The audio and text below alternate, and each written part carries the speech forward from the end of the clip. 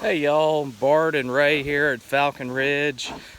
Pretty windy out here. I hope y'all can hear me okay, but we've gotten a lot of really good feedback on what we're sharing with the bees, and so I'll try to be a little better about sharing some of this stuff with you. But this morning what we're doing is we're having to requeen a hive.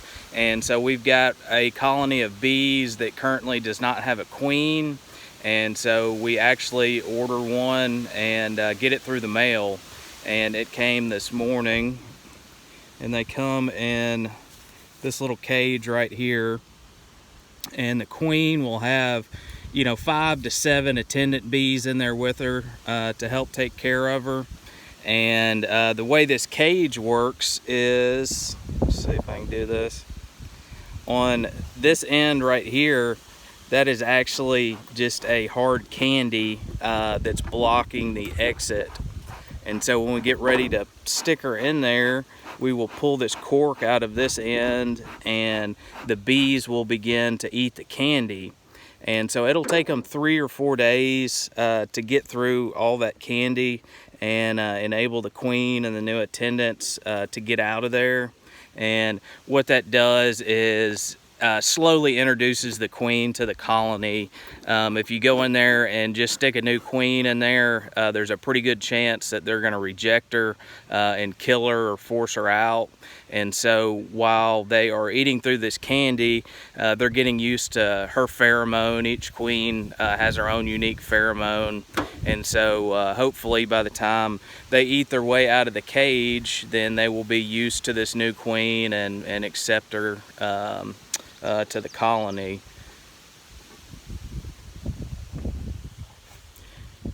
And a lot of the queens that we get, I don't know if you can see in there or not, but she's marked, and so she's got a little dot of paint on her back. And what that does is it helps us when we come and check on the bees, makes her a lot easier to spot if she's got that little mark on her, and just helps us keep up with her. All right, Dad, what are you doing? Well, I'm going to put just a little smoke in there, and that smoke is going to interfere with their pheromone that alerts everybody that there's danger around. So hopefully that kind of keeps them settled down a little bit while we get into this hive. So we also have some honey in this hive that we like to get off, so we're going to try to separate that honey, put it all in one box. And we'll put a bee escape on there. And what that bee escape does is the bees can get out, but they can't get back in. So that way we can get them off of our honey without bothering everybody too much. And what this is a queen excluder. And what that does is that keeps the queen down below these honey supers.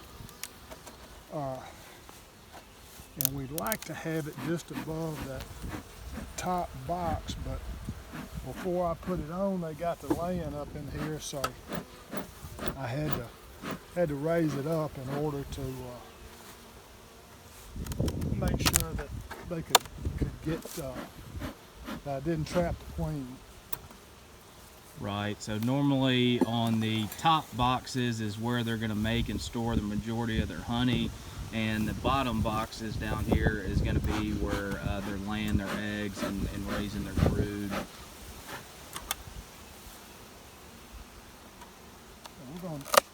We're going to check right here and make sure we don't have any brood, because I checked this the other day and I had no brood at all.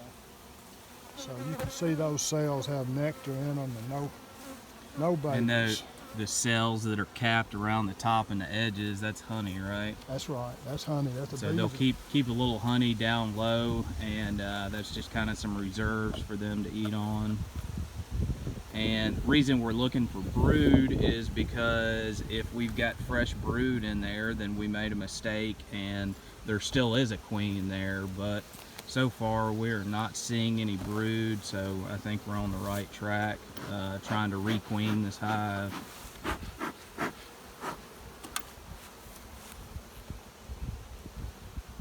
One thing you want to do is when you open these hives, you don't want to stay in there too long. I like to be in and out within 10 minutes or so because it's kind of upsetting for the bees. Especially when you're wearing short pants. sleeves and shorts.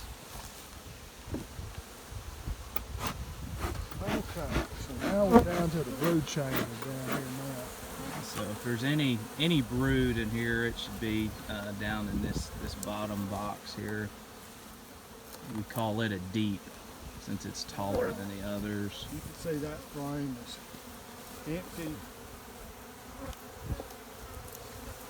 No cone on that at all. This frame right here has got some cone on it, but no brood. So I think we're safe to say we don't have a queen.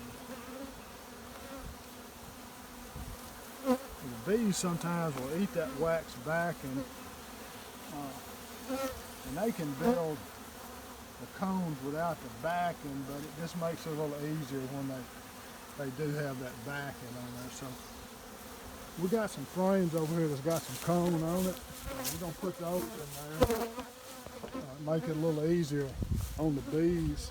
They don't have to make any cones.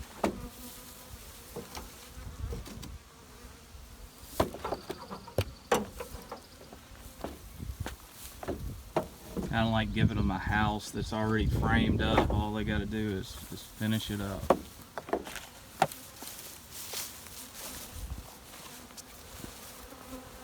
So you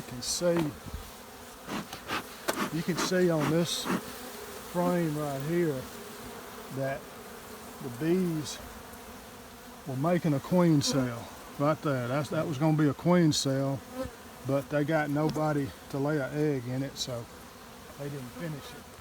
Those queen cells are really easy to spot. They look almost like a peanut hanging off of the rest of the honeycomb. Normally, when you start seeing them trying to build a queen cell, there's trouble in the near future. Either the queen has left or she's getting ready to leave. Where's that queen at, Mark?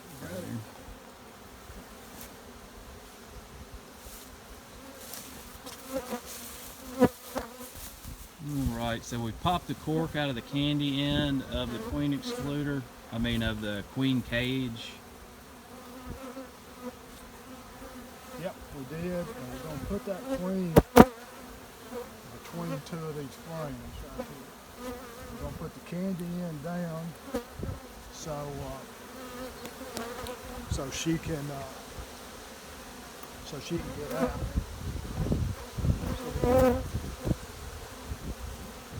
to kind of push that in between these frames there. I don't know if y'all can hear the difference or not, but you can tell a lot about a hive, their attitude, what they're feeling like by the way it sounds, and they're getting pretty intense right now. So I don't know if it's just us messing with the hive or they've started smelling the new pheromone of the queen, but they are not real happy campers right now. On here.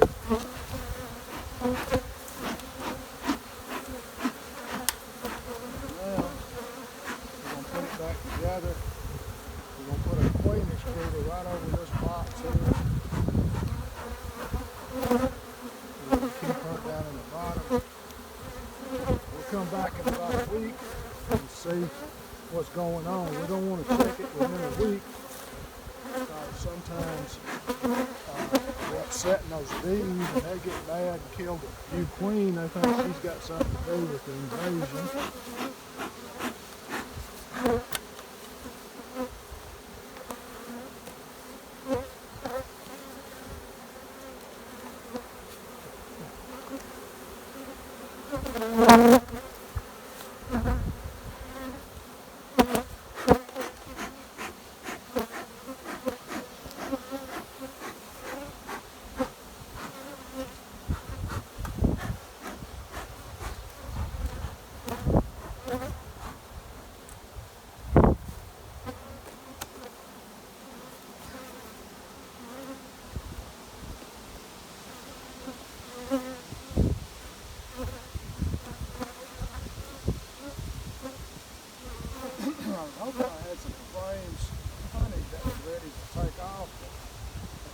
seeing much here.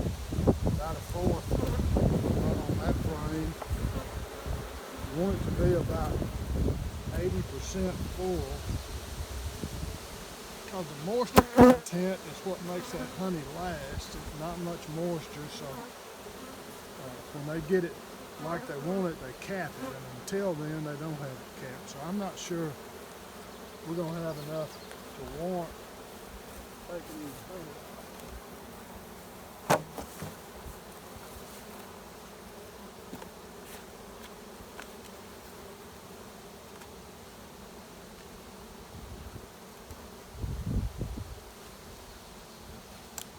You can see they're working There's on that. Honey that's almost ready to cap. You can see how wet it is in those cells, but the moisture content has to get just right, and then they'll cap it and it'll look like this on the back. And once it's capped, the honey's through making and ready to harvest. When we pull these frames to harvest the honey, we want it about 85% capped before we take it out and harvest it.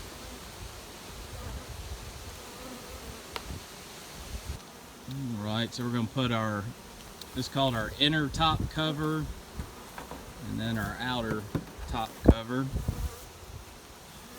Then we always set a block on top just to keep the wind from blowing the lid off of them. And entrance and exit, as you can see, is right here. Alright, so they've got a new queen. Hopefully they like her. Everybody's going to get along, and we'll come back and check on them in about a week and see if the queen has been accepted and gone to work. So we will see y'all next time.